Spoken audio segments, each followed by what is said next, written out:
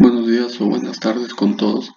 El siguiente reporte es a modo de los hallazgos que se han encontrado hasta ahorita en ecografía pulmonar en la enfermedad por COVID-19.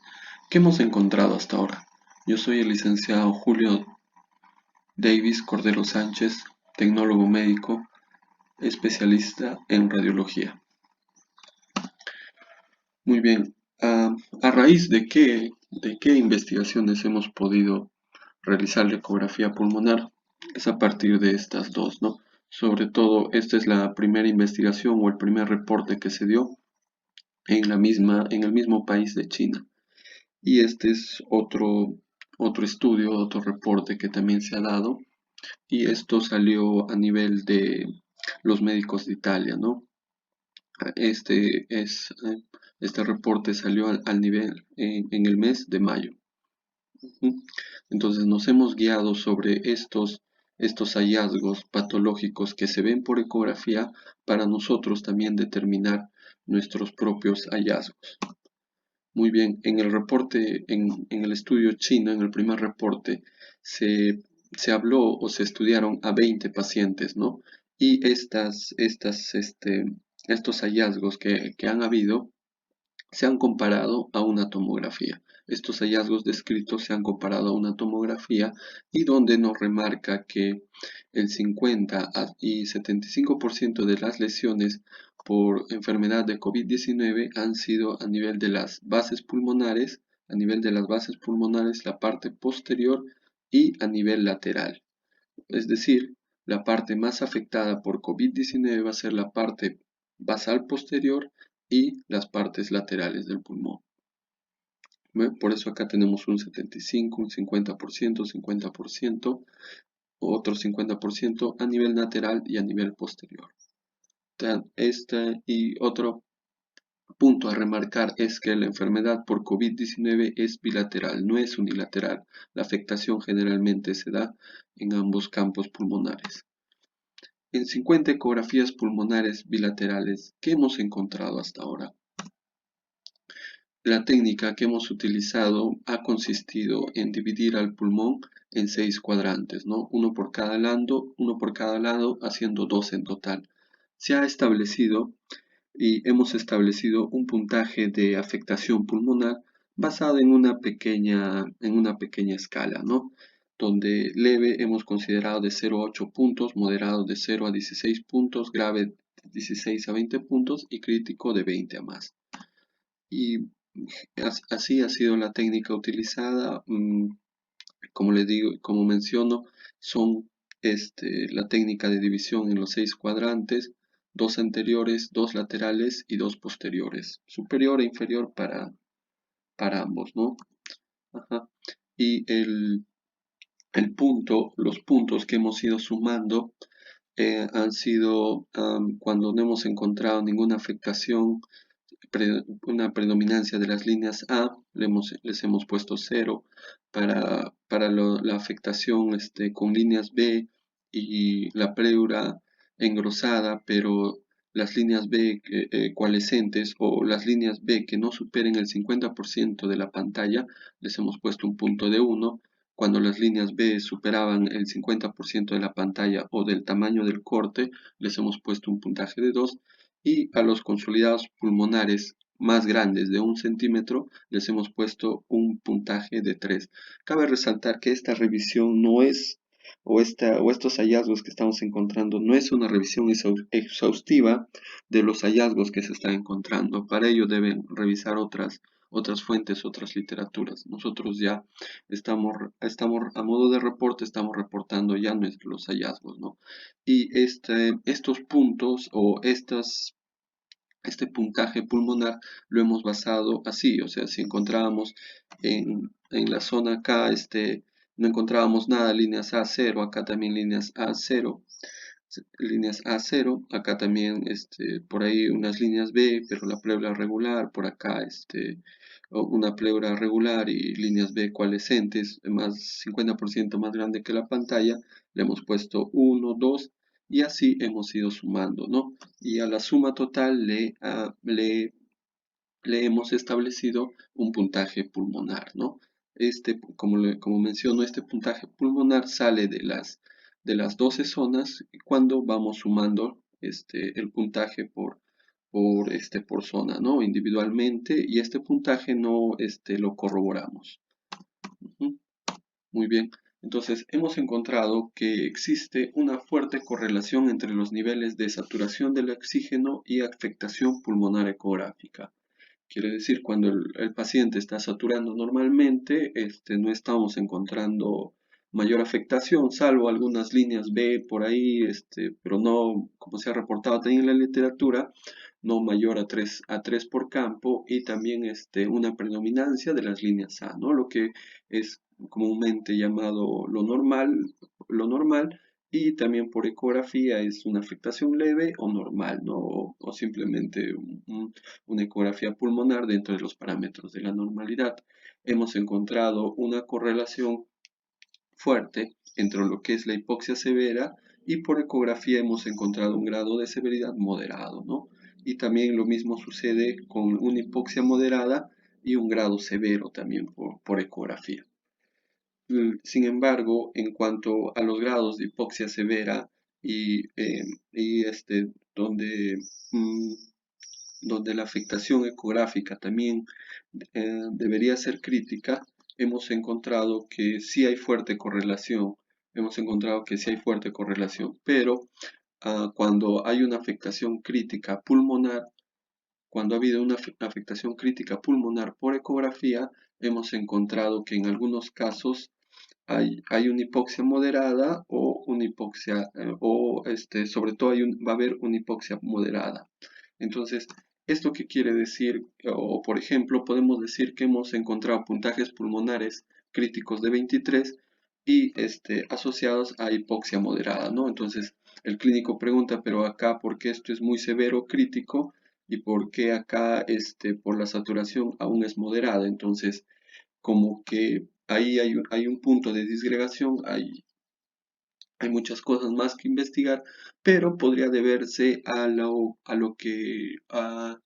las lesiones seculares que están tardando en resolverse, ¿no? Tal vez el paciente está saturando mucho mejor, pero aún ahí, aún está persistiendo por ecografía algunos hallazgos patológicos, tales como los consolidados subpleurales, pulmón blanco, líneas B y la luz destellante, ¿no? Entonces señalamos que la afectación crítica no muchas veces se está correlacionando, la afectación crítica ecográfica no muchas veces se está correlacionando con la hipoxia severa.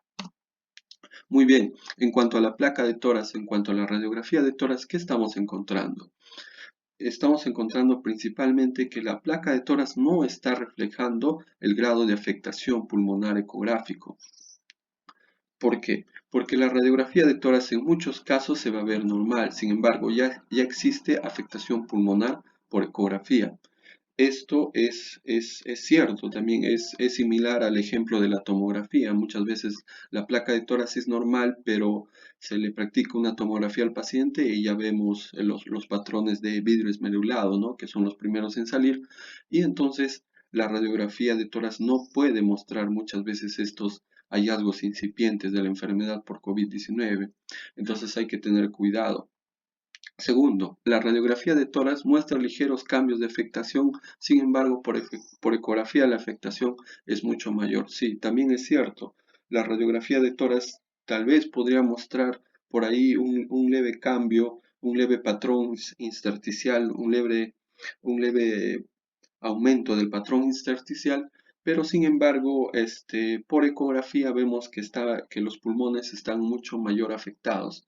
Entonces también hay que tener cuidado ahí. Y en casos dudosos de compromiso pulmonar por ecografía, sobre todo en pacientes crónicos, pacientes con antecedentes de enfermedad pulmonar, ya sea TBC, asma, bronquitis o bronquitis crónica, La ecografía va a descartar si existe verdadera afectación pulmonar por COVID-19, ¿no? Estas placas que son dudosas, estas placas que son que no se pueden determinar en ese momento si realmente hay afectación. Entonces les hemos venido practicando ecografía y por ecografía hemos determinado que realmente existe, si existe afectación o no. Entonces, ¿qué hemos encontrado en estos pacientes? En los que no estaban afectados, generalmente solo hemos encontrado la pleura engrosada e irregular, pero sin aumento de las líneas B. No hemos encontrado aumento de las líneas B, ni tampoco consolidados subpleurales, simplemente una pleura irregular y algunas líneas Z, ¿no? Que las líneas Z están definidas como pues, líneas B parecidas a las líneas B, pero no tan fuertes, no tan vistosas a simple vista, ¿no? Entonces nosotros nos preguntamos, ¿sería pertinente antes de pedirle al paciente, antes de la tomografía de tórax, sería pertinente pedirle tal vez una ecografía, ¿no? Para determinar en estos casos dudosos si existe una afectación pulmonar.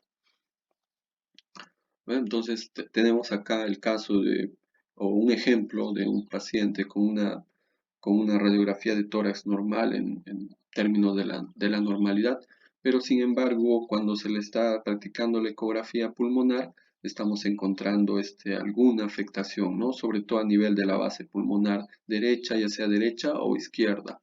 Entonces, estamos observando que muchas veces la radiografía de tórax no se corrobora o la afectación por radiografía de tórax no se va a corroborar con la afectación por ecografía. Igual acá, igual la afectación grave o muy severa, o de grave a muy severa o de grave a crítica, generalmente tampoco se está corroborando con la radiografía de tórax. Por acá tal vez visualizamos un poco del patrón alveolo intersticial, hay patrón alveolo intersticial bilateral, pero cuando realizamos la ecografía encontramos que el pulmón está mucho más afectado. Entonces, podemos decir de ahí que tal vez la ecografía, perdón, la radiografía no estamos haciendo un adecuado uso de la radiografía para la pandemia, ¿no? Por lo que sería más adecuado hacer ecografía para tamizar y para diagnosticar adecuadamente cuán afectado está el paciente por la enfermedad de COVID-19, porque la radiografía estamos visualizando que también en los casos donde el paciente está desaturando, tiene una desaturación pobre, generalmente la radiografía no está mostrando muchos cambios, ¿ya? Y en cuanto a la prueba rápida IgM e IgG, en los casos positivos por IgM, que es la etapa inicial aguda, estamos encontrando afectación pulmonar ecográfica, o sea, estamos encontrando una correlación, una relación buena entre ambos hallazgos, ¿no?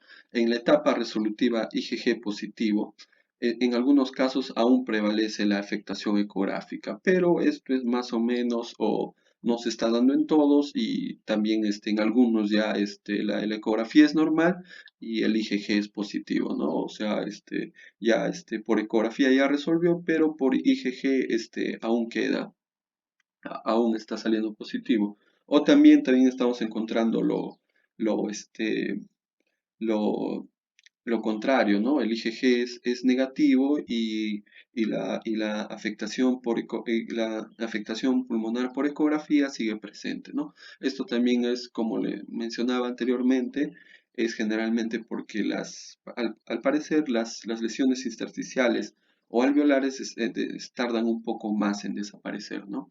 Y también se ha reportado en la literatura que el COVID-19 está dejando muchas secuelas, ¿no? Esto está tardando mucho más tiempo, ¿no? En desaparecer, ¿no? Más de los 15 días.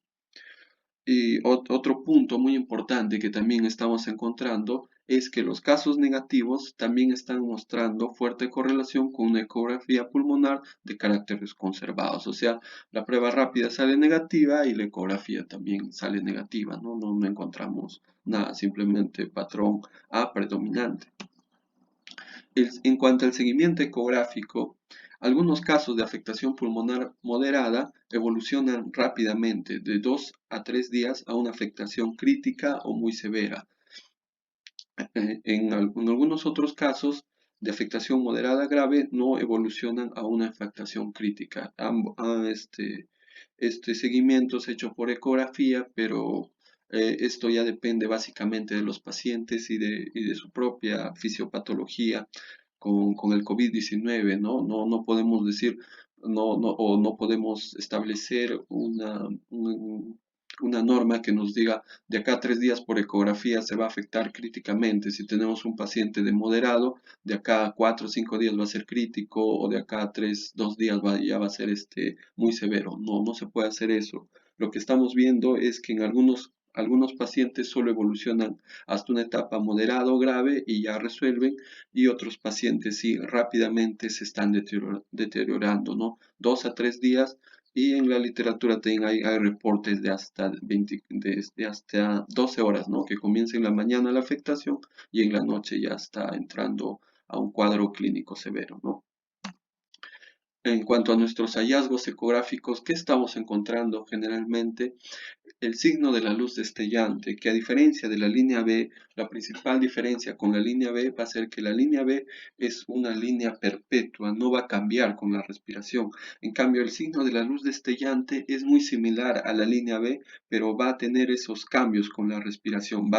Como su nombre lo dice, va a aparecer y desaparecer, pero con la respiración. Y a diferencia de la línea B, el signo de la luz destellante la línea B es perpetuo y la luz destellante cambia. El aumento también que estamos encontrando, el aumento de las líneas B coalescentes perpetuas, y lo que se ha llamado el pulmón blanco, ¿no? También estamos encontrando en muchos casos eso. Los consolidados subpleurales menores a 5 centímetros de diámetro mayor. Y por ende la afectación de la pleura irregular, la pleura fragmentada, la pleura engrosada, todo eso estamos encontrando, ¿no? Y en la mayoría de casos. El derrame pleural también, en los casos que estamos viendo, es mínimo. Puede ser un derrame pleural unilateral o bilateral, no hay predilección por eso, sobre todo cuando la afectación es grave o crítica. Esto es importante, sobre todo en los casos críticos estamos encontrando derrame pleural. Y como ya mencioné, puede ser unilateral o bilateral. La distribución también muchas veces es irregular. Hay áreas respetadas, similar a los hallazgos por ecografía en edema pulmonar. Hay convivencia, o en un mismo corte ecográfico podemos encontrar líneas A, y por el otro lado podemos encontrar aumento de las líneas B o luz destellante y consolidado subpleural. Ujú. Esto también es importante, los consolidados neumónicos grandes no se están encontrando, no estamos encontrando consolidados neumónicos grandes. Tal vez, como también refiere la literatura, estos consolidados se encuentran en pacientes entubados, y también nuestra experiencia es que no hemos realizado ecografía a pacientes entubados, ¿no? Entonces no estamos encontrando consolidados neumónicos grandes. También había otro postulado entre diferenciación de fenotipos, pero a la fecha no, como menciono, no estamos encontrando consolidados grandes mayores a 5 centímetros o de 6 centímetros, etcétera, ¿no?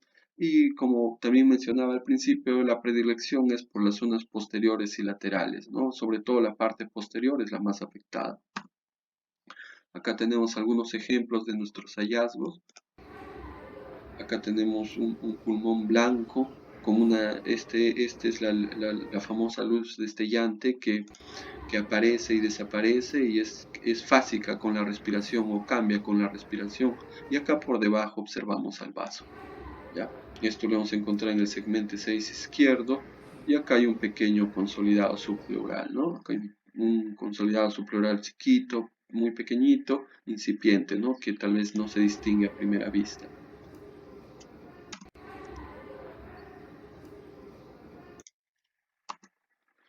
Acá también tenemos otro consolidado subpleural alternante con luz destellante. ¿Ve? En todos los casos estamos encontrando mucha luz destellante que alterna como en este caso también puede alternar con los consolidados subpleurales, ¿no? Como tapándolos, como tratando de ocultarlos. Entonces también es válido el postulado de encontrar o cuando estamos haciendo la ecografía pulmonar, dejarlo ahí 6 segundos el transductor, ¿no? 6 a 10 segundos para esperar los cambios fásicos con la respiración para que no se enmascaren estas lesiones, ¿no? Ujú. Es importante eso. Y medir el consolidado, ¿no? Generalmente estamos midiendo el diámetro mayor para establecer la diferencia entre puntaje 2 y puntaje 3, ¿no? El puntaje 3 es mayor a 1 centímetro, ¿no? El diámetro mayor. Ajá. Muy bien. Acá tenemos otro ejemplo, acá tenemos, ¿ve? Otra vez perdón, luz destellante, ¿ve? Que aparece y desaparece. Es un cambio fásico con la respiración, ¿ve? Aparece y desaparece, ¿ve? Se ve muy bien. Acá también tenemos la pleura irregular, fragmentada, fragmentos. Ujú. Y en este ejemplo hemos encontrado un pequeño derrame pleural mínimo, ¿no? Que no sobrepasan los 2 centímetros cúbicos o hasta 3 centímetros cúbicos, ¿no? Y como menciono también, esto lo estamos encontrando a nivel de las bases, no a nivel anterior o también lateral, sobre todo la afectación es lateral y posterior, la parte anterior no se está afectando mucho, ¿no? Salvo en los estadios ya críticos o avanzados. Ujú. Inclusive en este ejemplo también hay consolidados incipientes, ¿no? Enmascarados, ¿ve?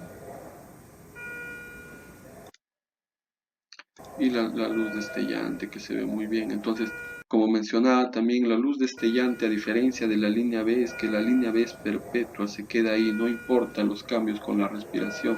Pero en cambio, la luz destellante aparece y desaparece con la respiración. Y acá tenemos un otro caso de luz destellante, pero con la pleura conservada, ¿no? La línea pleural indemne, conservada, normal. Y acá por debajo la luz destellante, ¿no? Alternando, ¿eh? A diferencia de una línea B, que la línea B simplemente se queda ahí, es perpetua, pero en cambio la luz destellante aparece y desaparece, ¿ve? Aparece y desapareció. Y esto lo hemos encontrado ya en un paciente crítico a nivel anterior en el segmento 2 derecho, y se ha dicho que la luz destellante se corrobora con el patrón de vidrio esmerilado en tomografía, ¿no? Que este patrón así se ve por tomografía, así se ve por ecografía.